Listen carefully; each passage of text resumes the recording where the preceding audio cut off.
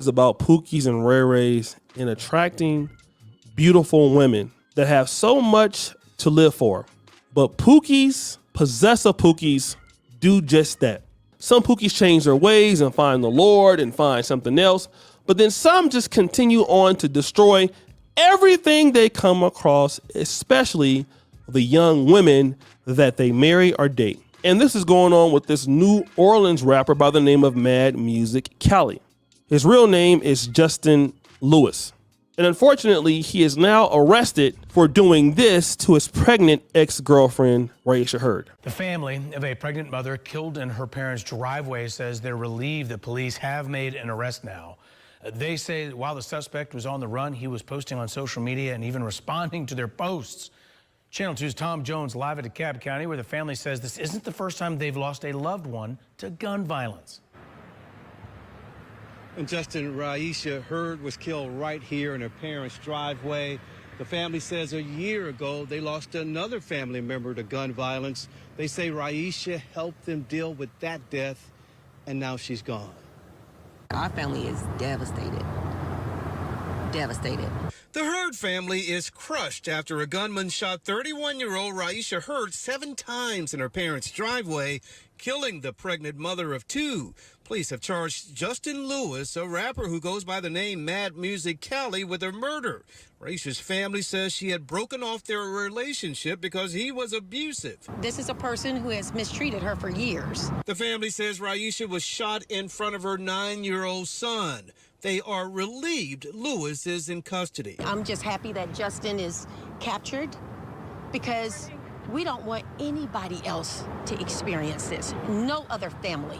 The family says this isn't their first brush with gun violence. We just buried my brother last year for gun violence. Raisha was the glue that held everyone together.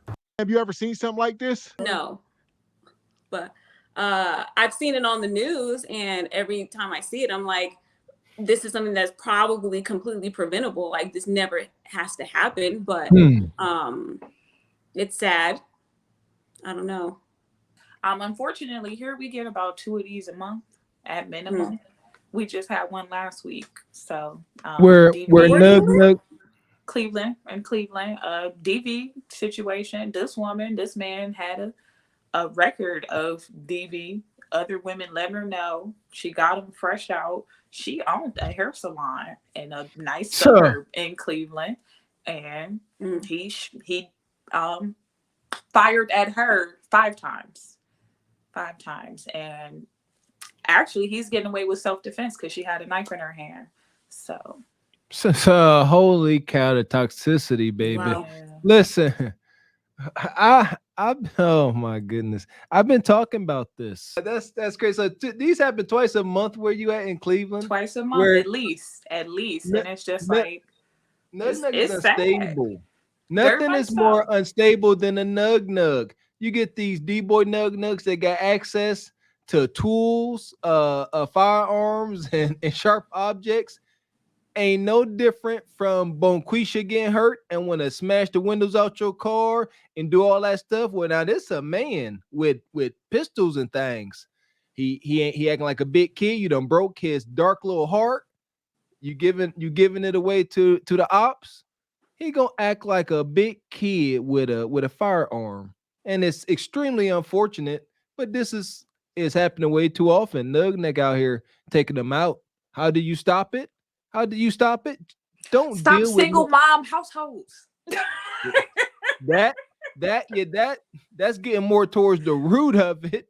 Okay. But, yeah, that's getting towards the root of it. But to stop it now, stop dealing with these nugs. Stop being impressed by his false display of masculinity. That's how I'm gonna word it. False display of masculinity, and stop giving him the cheeks. Because now, just like women get emotionally involved, once y'all go meet the meat, same thing with Nug. Now he emotional. He emotional about that coup de cata. Don't give it away. And like I said, that's easier said than done. A lot of this is just proximity. A lot of these people growing up in the hood, this is inevitable. This guy's a rapper. Women are into this toxic madness. Hey, I get you in here, Lamb. This woman was pregnant. So we can go on the limb and say, maybe, she done told his brother this ain't your kid or something along them lines. What you got, Lamb? I was just gonna say, you said proximity, like from what you guys have said, you guys grew up in not so favorable conditions, and I'm assuming you guys moved out. And so for me, I don't understand why, if there's such a high crime rate of where you live, why people don't just move. Like, I live in LA County, but I live in like a suburb of LA. So even though it's LA, like the crime rate over here is not murder. I'm But sorry, I'm deletions and about to say, stuff. I got one word for you, Lamb. Money, money, money, money, money, money. Yeah, because I was like, I can answer No, that. no, it's not true. Look, I know someone that lives in San Diego County, and they live in a very nice like white neighborhood, and it's Section 8. And so there's ways where you can get into a nice neighborhood and have low income housing. So it's there. I've seen it with my own live in a nicer place than I do. And I'm like, how did you get this? Like, so I feel like maybe people are just so stuck with where they are that they don't know that it's possible for you to get out and still, be able to afford it, essentially. I don't know.